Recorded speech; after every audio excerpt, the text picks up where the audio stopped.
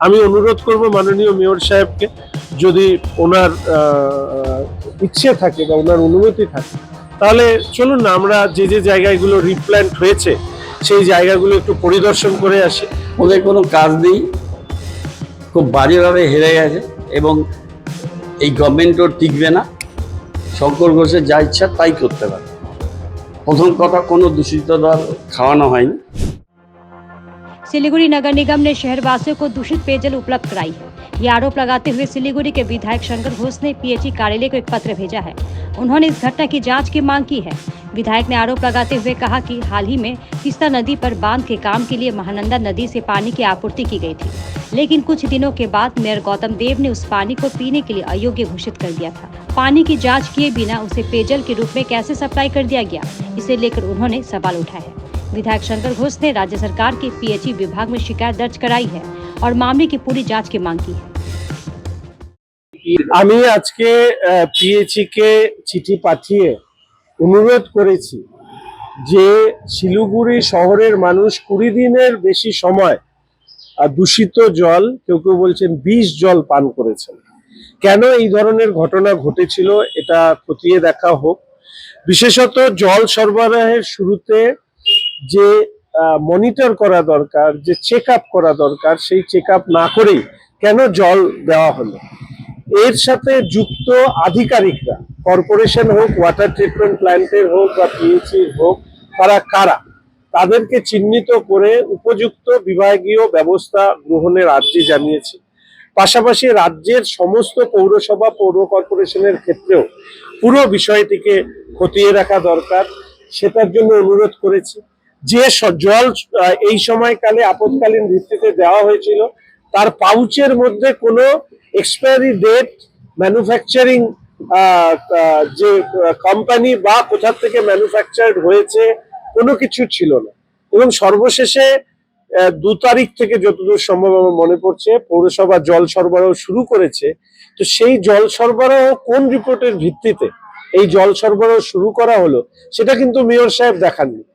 Mayor সাহেব কোন রিপোর্টের ভিত্তিতে জল সরবরাহ বন্ধ করেছেন সেটাও যেরকম দেখাননি, শুধু বলেছেন মৌখিকভাবে যে বিওডির তারতম্যের কারণে জল সরবরাহ করা যাচ্ছে না পানীয় জল হিসাবে। আর এবার যে জল খেতে বললেন সেটাও কোন রিপোর্টের ভিত্তিতে সেটাও দেখালেন না। তো সবটা মিলিয়ে আমরা পিএইচির কাছে আবেদন করেছি যে এই ব্যাপারটা খতিয়ে দেখা হোক এবং পরবর্তীকালে পিএইচির উত্তরের উপরে দাঁড়িয়ে যদি সন্তুষ্ট না হয় জনস্বার্থ মামলায় যায়। আরে আপনাদের সাংবাদিক বন্ধুদের অনেকে অসুস্থ হয়ে গেছিল, গায়ে র্যাশ উঠে গেছে, তাই এর জন্য তো যারা দায়ী তাদেরকে তো চিহ্নিত করতে হবে। গাফিলতি মানে সর্বোচ্চ পর্যায়ের গাফিলতি। এই ধরনের গাফিলতি দায়িত্বশীল সংস্থার কাছ থেকে আশা করা যায় না। তাই অনেকে ভেবেছিলেন যে এটা ধামাচাপা পড়ে গেল, কোনোটাই ধামাচাপা পড়েনি। এটাও যেরকম পানীয় জল নিয়েও যেরকম ধামাচাপা পড়েনি, ঠিক একইভাবে আমার এসএফ রোডে যে গাছ কাটা হয়েছে সেটাও ধামাচাপা পড়েনি। এবং এখন যে রাস্তা চওড়া করা হচ্ছে সেখানে গাছ কাটা যে হচ্ছে সেটা নিয়েও বিকল্প ভাবনা ভাবলে মেয়র সাহেব খুশি হতাম, কিন্তু আমি জানি না হয়তো সেটা বাধ্যতামূলক কিনা। তবে সবটা মিলিয়েই যতগুলো কথা আমি নির্বাচনের আগে বলেছি, নির্বাচনের পরে সেই কাজগুলো কিন্তু আবার নতুন করে শুরু করব। মাননীয় মেয়র সাহেব যখন কিছু বলেছেন আমি ভরসা রাখি উনি রিপ্ল্যান্টেশন করেছেন। আমি অনুরোধ করব মাননীয় মেয়র সাহেবকে, যদি ওনার ইচ্ছে থাকে বা ওনার অনুমতি থাকে, তাহলে চলুন না আমরা যে যে জায়গাগুলো রিপ্ল্যান্ট হয়েছে সেই জায়গাগুলো একটু পরিদর্শন করে আসি। যদি ভালো রিপ্ল্যান্ট হয় আমি মাননীয় মেয়র সাহেবকে তখনই তৎক্ষণাৎ ধন্যবাদ জানাব। আমি আবার বলছি যে মাননীয় মেয়র সাহেব যখন এই কাজগুলো করছেন, ভালো কাজ যদি করে থাকেন, তাহলে তাকে সাধুবাদ দিতে তো আমার কোনো অসুবিধা নেই। কিন্তু কত গাছ তুলেছেন, কত গাছ লাগিয়েছেন, কোথায় কোথায় লাগিয়েছেন, এই নিয়ে ইতিমধ্যেই পরিবেশপ্রেমী সংগঠনগুলো প্রশ্ন তুলেছে। ফলে স্বাভাবিকভাবে একসাথে ভিজিট করা, সেই ভিজিট করা যদি সম্ভব হয়, ওনার যদি অনুমতি থাকে, তাহলে একসাথে গিয়ে দেখে আসবো এবং সামনাসামনি মেয়র সাহেবের প্রশংসা করে আসবো।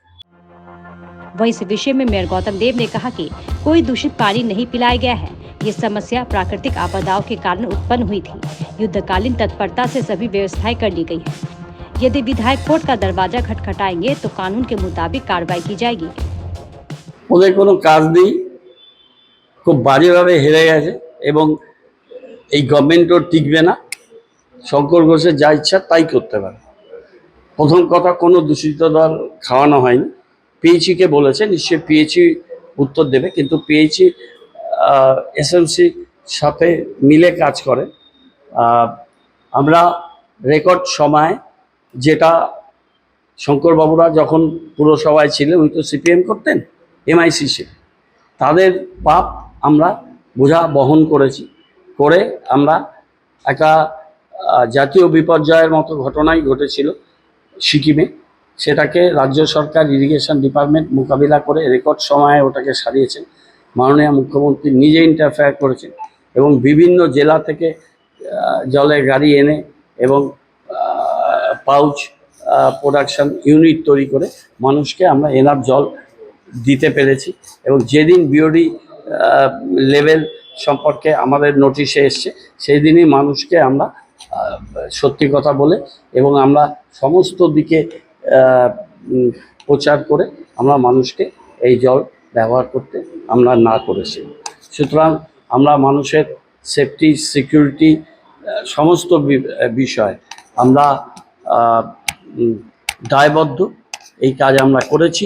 পিএইচি কমেন্ডেবল জব করেছে, ইরিগেশন দুর্দান্ত কাজ করেছে, পুর নিগমের অফিসাররা, কর্মীরা তারা খুব ভালো কাজ করেছে। সর্বোপরি শিলিগুড়ির মানুষ, নাগরিক, জনসাধারণ, তারা যেভাবে পুরসভার